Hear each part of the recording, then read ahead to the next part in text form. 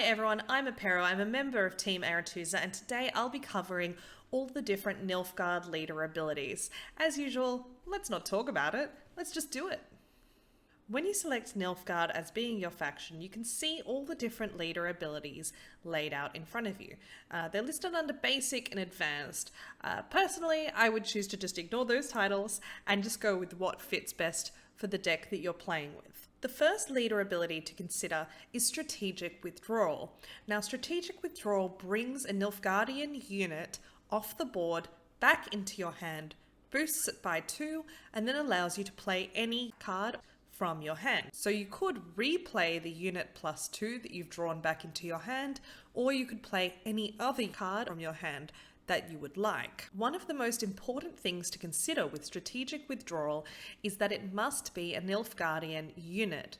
What does this mean? This means that the unit that is already on the board must first be Nilfgaardian, so either be a black card or have black featured as one of the 2 colors that it uses, and it must be a unit. That is, it cannot be a special card, it cannot be a trap, or it cannot be an artifact or anything along those lines. It must be a unit. For those who are a bit newer to the game, an easy way to determine if something is a unit is if it has a power. So if it is worth 2 or 3 or 4 points and it's sitting on the board, voila, that's a unit. Strategic Withdrawal is particularly useful for whenever you need to play 2 cards or 2 abilities in the same turn. For example, you could play it with a scenario by redeploying the Thirsty Dame that the scenario procs in order to proc the second scenario ability. You could also replay a poison unit, so play the poison unit from your hand, then bring it back into your hand, boost it by 2 and play it again for an instant poison ability. Or you could play something that provides a status to a unit and then destroy it with Vincent van Moorleham. Either way, basically what this allows is for you to play 2 cards in a turn, which, as you can imagine, can provide some serious value. Imperial Formation is an order-based leader ability that allows you to boost an allied unit by 2. You can do this 4 times, and on the 4th time, you are able to move a soldier to the top of your deck. Now, this is particularly useful when used in a deck that takes advantage of soldier units, or which relies on a soldier unit as being the kind of key card, if you will. So for example, the current spy/status deck that exists with Joachim in combination with an Imperial Enforcer can really take advantage of this deck by moving the Imperial Enforcer to the top of the deck and then drawing it out with Joachim. Alternatively, you could use it with a card like Hillebrand, which says, if moved to the top of your deck, summon this unit to the melee row. So in other words, it instantly procs the ability of Afn Hillebrand, and you can end up with him on the board just by deploying your leader ability. Of course, this does mean that you have to keep him in your deck. Do not keep him in your hand. Now, Tactical Decision is a seemingly simple ability which can be used in a variety of ways. Now, what it allows you to do is to look at the top 3 cards in your deck and then play one. Now, the important thing about this, and one of my main tips to provide to you if you play this leader ability, is do not forget what the other 2 cards were. You are viewing these cards in the order in which they will come out. The leftmost unit is the first to come out, then second, then third. So you know that whichever card you take, the leftmost one as compared to that card is going to be the next card to come out. So that means you already know either the next 2 cards to come out in the next round, or if you have a card that takes advantage of this fact, for example, Vilgefortz, then you know which card is going to drop. Vilgefortz is a gold Nilfgaardian unit which allows you to destroy a unit and then draw the top card from the deck on whichever side that unit was destroyed from. So what that means is you can either use it to destroy an enemy's card, but you risk drawing one of their high value units out, or you can use it to destroy one of your lower units and draw out something of value from your deck. So when used in combination with this leader ability, what it means is that you can look at what card is going to come out. If it is either high point value or has a non-deployability, for example, an order-based card, then it could be very useful to you to actually bring this card out by destroying one of your low units, so something worth 1, 2, or 3 points. Alternatively, you could destroy a tall unit on your opponent's side of the board, but you don't have any information about that with this leader ability, with Tactical Decision. Another card which synergizes well with Tactical Formation is Yennefer Invocation. So what she does is she actually removes a unit from your opponent's side of the board and puts it at the top of your deck. So with your leader ability, this means you can essentially instant play any card that your opponent plays. So if, for example, they were to play Radia, then you could use Yennefer Invocation to steal the Radia and then instantly play it with your leader. Now, spoiler alert, I am not going to spend a lot of time on this leader ability because Lockdown is really very simple. As soon as the game begins, the opponent's leader ability is shut down. They just can't do it. The only reason you play Lockdown is if you either want to really frustrate your enemy or you're just sick of the meta and you don't want them to have their leader ability because you're just over it. Those are the only two reasons you play Lockdown. And really, I have nothing else to say on the matter. So if you want to play Lockdown, go ahead, but don't expect to get a lot of GGs at the end of the game.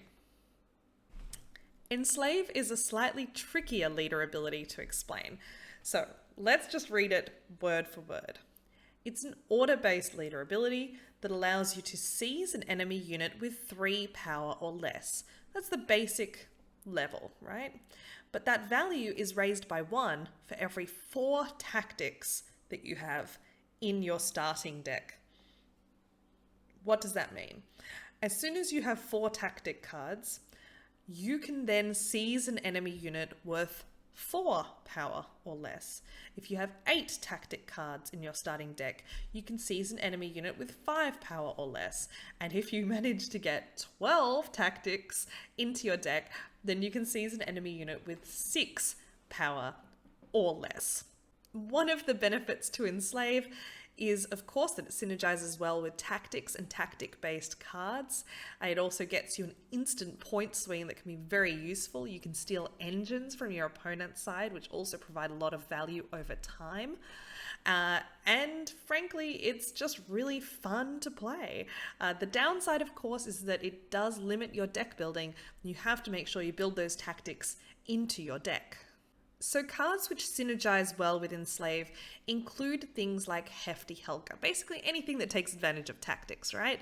Now, Hefty Helga has a shield and allows you to damage a unit by 2 and has 1 charge, recharges every time you play a tactic. So of course, if you can get Hefty Helga to stay on the board and you have 8 tactic cards in your deck, well, if you can find a way to play a lot of those, you keep getting 2 points of damage every time you play a tactic card. It is extremely useful and works very well in any Enslaved deck.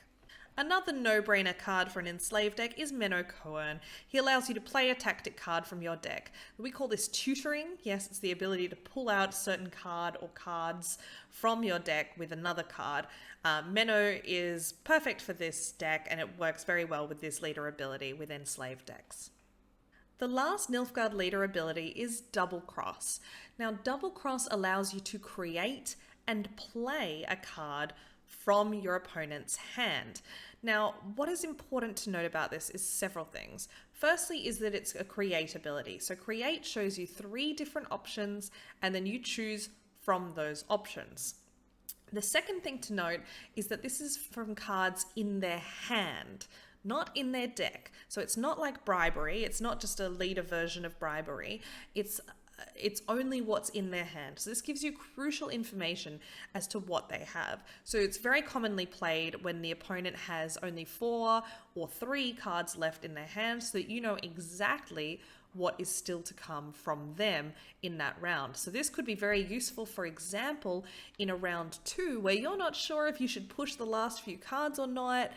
Maybe you've already gotten the leader ability out of them and you really want to know, okay, can I actually win this? Well, maybe you use this not only to play one of their high power cards, because let's face it, a lot of people hold on to high power cards until the end of a round. But the other thing is, it allows you to see what other cards are around it and to make a judgment call based on that information. Alternatively, you could play it in something like round 3 and use it to kind of guide you in sequencing your final cards so as to avoid, for example, a Scorch or something similar that could be lingering around in their hand. Maybe you're not sure about what strategy they're playing or what their finisher might be. This would also give you that information. Of course, Double Cross synergizes very well with the Assimilate ability, which allows you to gain points for playing cards not in your original starting deck. There are a lot of Assimilate cards in Nilfgaard. I will highlight one or two. The first I'll highlight here is Glynis. She has an Assimilate 2 ability. That means she boosts herself by 2 every time you play a card that is not in your starting deck. The other card I'll highlight is Artorius Vigo. Now he is also got an Assimilate ability, only 1, so he boosts himself by 1 every time a card outside of your starting deck is played. But he actually allows you to create a 1-power copy of a bronze unit from your starting deck. So you could use Artorius Vigo to create a Duchess's Informant on the opponent's side of the board and therefore play one of their cards from their side of the board, allowing you to again proc that Assimilate. So these are some of the ways in which you can use these cards and also take advantage of your leader ability. When it creates a card from their hand, then it will proc that Assimilate boost. Well, that's it, everyone. Those are the Nilfgaard leader abilities. I hope you found this video informative and that you now have a bit of an idea about how to play these abilities and what kind of cards might go well with them. As usual, please do hit subscribe if you liked this video, and I will hopefully be bringing more content to you really shortly. 2020 is the year of Apero beginner content on YouTube, so stay tuned and I hope to see you really soon. Thank you. Bye.